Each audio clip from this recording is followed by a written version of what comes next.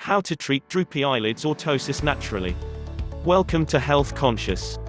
We produce daily videos on a wide range of health-related subjects.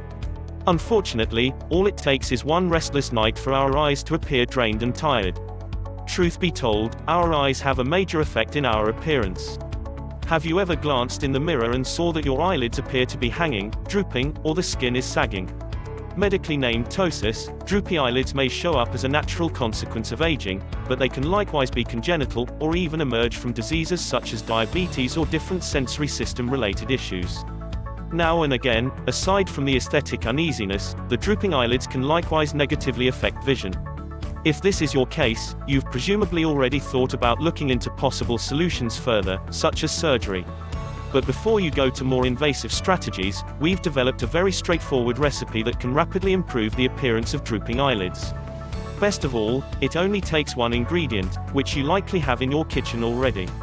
The materials needed are 1 egg white and a Q-tip or cotton swab. Instructions: in the event that you have any cosmetics on your face, remove them completely and wash your face afterwards. Then, proceed to break the egg and separate the egg white from the egg yolk. For this method, you'll just need the egg white. Dunk the Q-tip or cotton swab in the egg white.